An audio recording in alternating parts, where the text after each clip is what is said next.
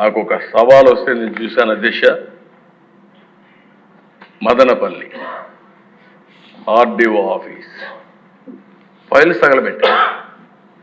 అంత మునుపు ఎన్నికల్లో రిజల్ట్స్ రాలేదు.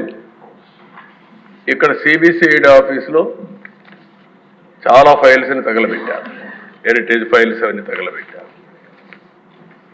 తర్వాత ఎన్నికలైన తర్వాత పిసిసిబి పొల్యూషన్ కంట్రోల్ బోర్డ్ ఫైల్స్ తీసుకుపోయి ఆ ఫైల్స్ తీసుకొచ్చి కరకట్ట పైన తగలబెడతా ఉంటే ఆ విలేజర్స్ చూసి తరుముకుంటే పారిపోయారు. అది కేసు పెట్టాను. నిన్న సాక్షాత్తు మదనపల్లి సబ్ కలెక్టర్ ఆఫీసు ఏదైతే 22A సంబంధించినటివి అసైన్మెంట్ ల్యాండ్స్వి ఇవన్నీ కూడా తగలబెట్టే పరిస్థితికి వచ్చారు. నేను నిన్న ఒకటే చెప్పాను, ఇప్పటి వరకు లీనియంట్గా ఉన్నాం, చట్ట ప్రకారం యాక్ట్ చేస్తున్నాం, కానీ వీళ్లకు కరెక్ట్గా అర్థం కావడం లేదని చెప్పి డీజీపీని సిబిసిఐడిని ఉన్న పడంగా నా హెలికాప్టర్ ఇచ్చి ఇమ్మీడియట్గా వెళ్ళండి, ఎట్టి పరిస్థితుల్లో ఏం జరిగిందో వాస్తవాలు కనుక్కొని సాయంత్రం లోపల నాకు చెప్పమని ఆదేశాలు ఇచ్చారు. వెళ్ళారు అధ్యక్ష.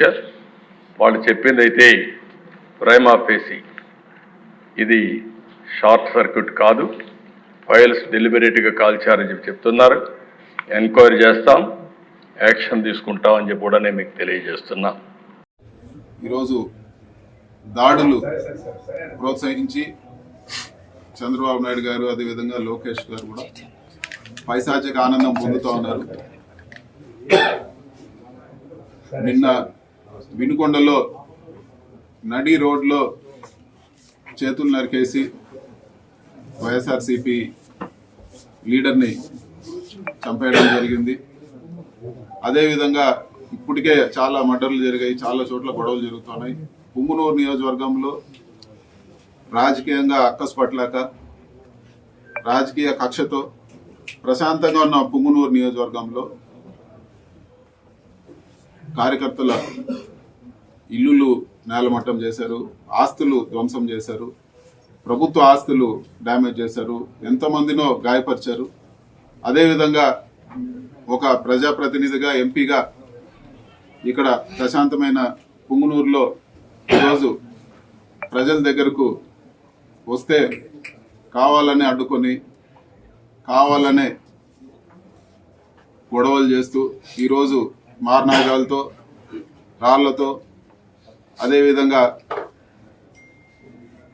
ఇంటిపైకి మన గౌరవ పెద్దలు రెడ్డప్ప గారి ఇంటికి వస్తే ఈరోజు ఇంటిపైకి వందలాది మంది వచ్చి దాడులు చేసి ఈరోజు అటాక్ చేశారు. ఇంకా కూడా ఈరోజు ఈ ప్రెస్ మీట్ జరుగుతూ ఉన్నప్పుడు కూడా ఈరోజు ఇంకా కూడా దాడులు జరుగుతున్నాయి. మీరందరూ కూడా విజువల్స్ తీసుకోవచ్చు. ఈరోజు బళ్ళన్నీ కూడా ఏ విధంగా చేస్తారు, ఎన్ని రాళ్ళు తీసుకొచ్చారు, ఏ విధంగా ఆయుధాలతో చేస్తారు, చుట్టుపక్కల అందరూ కూడా ఉన్నారు. ఇవన్నీ కూడా చంద్రబాబు లోకేష్ ప్రోద్బలంతోనే ఇవన్నీ కూడా జరుగుతున్నాయని చెప్పి కూడా నేను తెలియజేస్తా ఉన్నాను. అధికారం ఎప్పుడు శాశ్వతం కాదు, కానీ ఇది మంచి ఒరవడి కాదు. ఈరోజు సగం మంది వచ్చిన తెలుగుదేశం నాయకుల్లో సగం మంది ఇది వరకు పనులు చేసుకున్న వాళ్ళే, ఇది వరకు వచ్చి సహాయాలు పొందిన వాళ్ళే.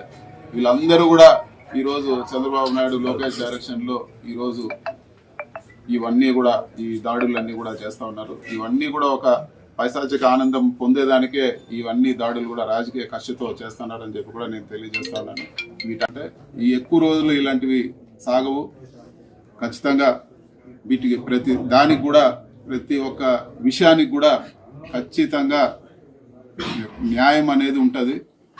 అది జరిగేటప్పుడు ఖచ్చితంగా బలంగా ఖచ్చితంగా జరుగుతుందని చెప్పి కూడా చేస్తాను. ఏ పార్టీ కూడా ఎప్పుడు కూడా శాశ్వతంగా ఉండదు. గత తెలుగుదేశము 39%తో అధికారంలోకి వచ్చింది. 40%తో ఖచ్చితంగా రేపు రాబో రోజుల్లో ఇలాంటి పాలనను ఈరోజు ప్రజలు హర్షించే పరిస్థితి లేదు. ఖచ్చితంగా రేపు ఇదే పరిస్థితులు ఇదే ఉంటే ఈ రోజు ఎలక్షన్ పెట్టినా కూడా ఖచ్చితంగా ఎక్కువ సీట్లు మాకు వచ్చాయని చెప్పి కూడా నేను తెలియజేస్తున్నాను. ఈరోజు ఇప్పటికే చూసాం పరిపాలన సరిగ్గా చేయకుండా అవన్నీ డైవర్షన్ చేసేదానికి ఈరోజు అమ్మ ఒడి తల్లికి ఒకటే అని చెప్పి ఇచ్చి మళ్ళీ కూడా దాన్ని ఎప్పుడు ఇస్తారో కూడా చెప్పే పరిస్థితి లేదు. పథకాలన్నీ కూడా ఆపేశారు.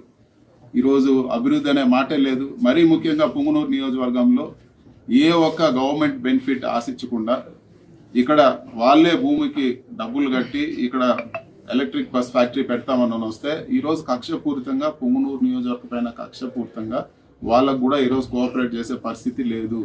ఇక్కడ గొడవలు సృష్టించి ఒక విధంగా వాళ్ళు బెదిరిస్తూనే వాళ్ళకి ఎటువంటి సహకారం కూడా అందించడం లేదు. ఇప్పటికీ ఒక ఇండస్ట్రీ పూర్తిగా వస్తూ ఉంది.